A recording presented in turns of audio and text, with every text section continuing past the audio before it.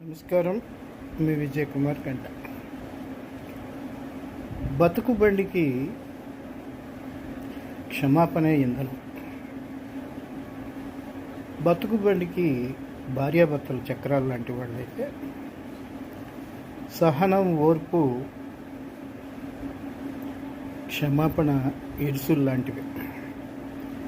ఇరుసులను నిర్లక్ష్యం చేసినప్పుడు మన జీవితాలు ఎందుకు కాకుండా అయిపోతాయి. ఎందుకు ఈ విషయం చెప్తున్నానంటే, ఈ ఉదయం మిత్రుడు ఒకరు ఫోన్ చేస్తే వెళ్ళాను. ఈ నెలలోనే వారం రోజులు అయింది అనుకుంటాను, వారం 10 రోజుల క్రితం విజయవాడలో అంగరంగ వైభవంగా పెళ్లి జరిపించాను. పెళ్ళైన 3వ తర్వాత భార్యాభర్తలు 3 రోజుల తర్వాత భార్యాభర్తలు కొట్లాడుకుని విడిపోయారు. ఇటువంటి సంఘటనలు మా మిత్రుల కుటుంబంలో కానీ మా కుటుంబాల్లో కానీ చాలా సందర్భంలో చోటు చేసుకున్నాం. చూడండి, గతంలో కుటుంబాలను మనం గమనించినప్పుడు భార్యాభర్తల మధ్య అనేకమైనటువంటి అభిప్రాయ భేదాలు. ఎందుకంటే అప్పుడు ఎక్కువ అరేంజ్డ్ మ్యారేజ్లు జరిగాయి. ఆవిడ ఎక్కడి నుంచో వస్తారు, ఈ వ్యక్తి గురించి అవగాహన ఉండదు, ఈయన ఎక్కడ పడో ఈయనకి అవగాహన ఉండదు.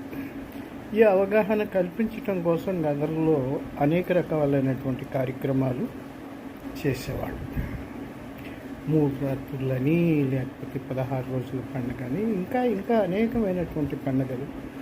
పెళ్ళికి ముందైతే అనేక కార్యక్రమాలు చేసేవాళ్ళు. నాకు తెలిసి 7 రోజుల పెళ్ళిళ్ళు జరిగాయి, ముఖ్యంగా రైతుల ఇళ్లలో, కామందుల ఇళ్లలో. అదే ధోరణి మిగతా కుటుంబంలో కూడా ఉంది.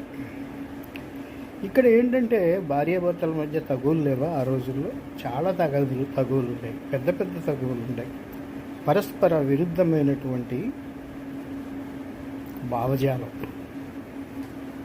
కానీ కలిసి నడవాలి. మందలించడానికో లేదా అత్తమామలో ఇంకొక విషయంగా అత్తమామలు వ్యవహరించేవాడు. ఇతని అత్తమామలు, ఆమె అత్తమామలు. కూతురు అలిగి పుట్టింటికి వస్తే ఒక్కరోజు మించి ఉండనిచ్చేవాళ్ళు కాదు తల్లిదండ్రులు.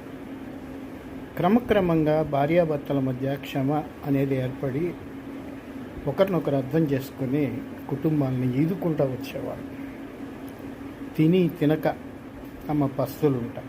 దీనంతటికీ మూలం ఏంటంటే ఇంధనం అని చెప్పాను మీకు ఇందాక. క్షమాగుణం, ఇంధనం, సమన్వయం. అర్థం